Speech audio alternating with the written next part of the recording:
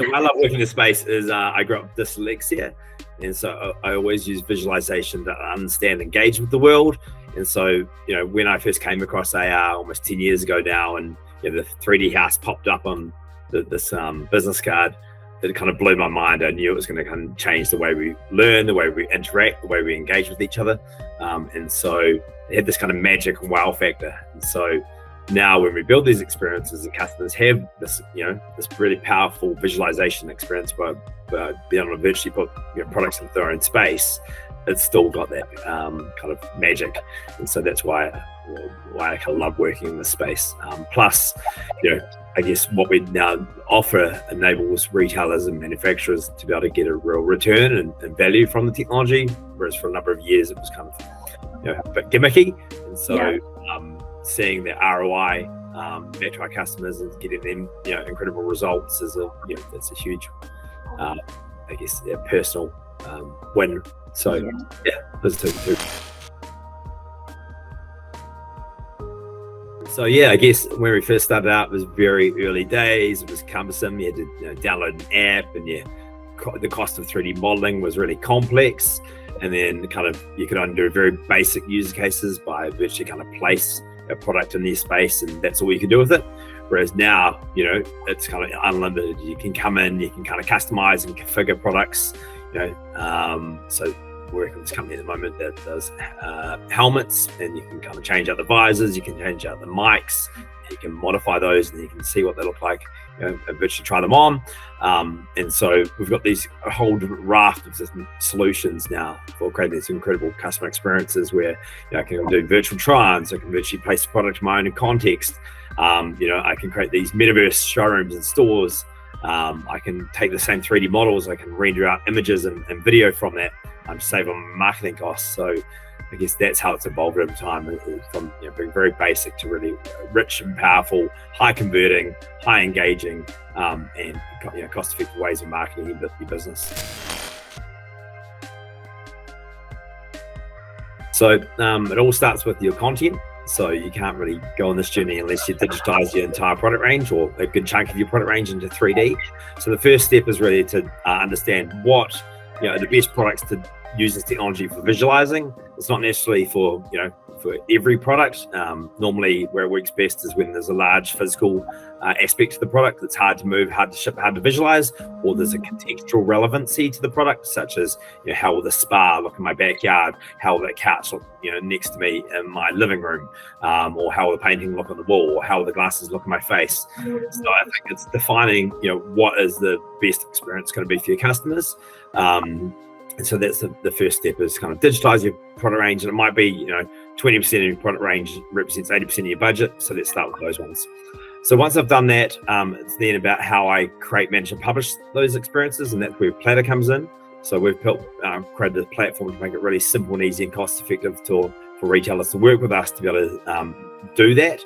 And so where I can embed it into my website. And so you want to think about your strategy, your go-to-market around that, such as how am I going to message it on my homepage, my category page, on my PDP page, to bring that call to action that we've got this powerful new customer experience where I can virtually try it on or see it in my space and bring it to life. So I think defining that, and then also you want to wrap a marketing plan around that. So it's always good having this new capability and technology, but if customers don't know about it, then it's going to fail. So you need to market it and promote it and have a whole launch and marketing strategy around that.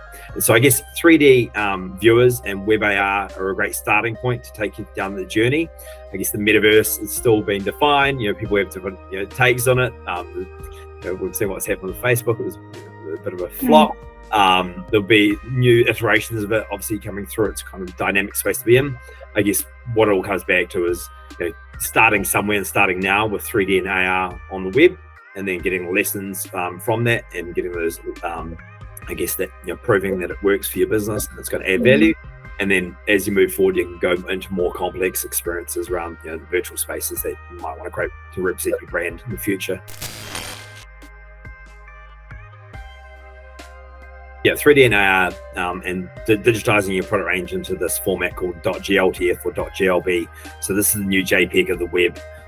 Basically, in the future, there's a good chance that Google is going to be ranking you based on having your content in this format. So it's really important that you invest into that for the future. Yeah, so I guess where the biggest kind of fit right now is for eyewear's obviously huge, because virtually trying things on makes a lot of sense, and that's where we've been working with retailers like Bailey Nielsen, getting a 600% increase in conversion rate for them. So it's pretty incredible. You've then got outdoor goods. That's really another great fit. So Spa World, that we're obviously working with, and we're seeing incredible results as well from virtually enabling their customers to be able to place their products in their own context. Shared companies, again, something that's hard to move, hard to ship, hard to visualize, solves a problem there. So it's across an entire different range of the spectrum. Furniture is another massive one as well. So a lot of furniture retailers we're working with, be able to virtually place the items in context in situ. So it's applicable to most different, I guess, verticals and industries, but there's certain use cases that make more sense than others. This, certain restraints with the technology still now as well. It's very early days. The web's obviously been around, for a few decades now. AR, again, web AR has only been around the last few years, so we'll see it evolve and adapt over time. And obviously Google and Apple are supporting it more and more so now.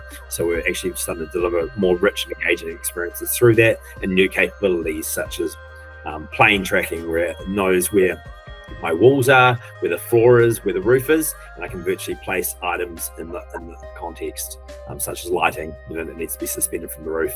So, these are some of the kind of areas that where it's a really good fit for it. So, what we're going to do is digitize, a good chunk of your product range as part of this offering. So kind of get you going down that journey. We're going to then build it into the platform. We're then going to work with you to deploy it into your website, so you can see all the incredible benefits of this technology and how it can increase your customer engagement and conversion. And yeah, I guess we're excited to work with one lucky retailer to get them up and running and get them going down this path. And so yeah.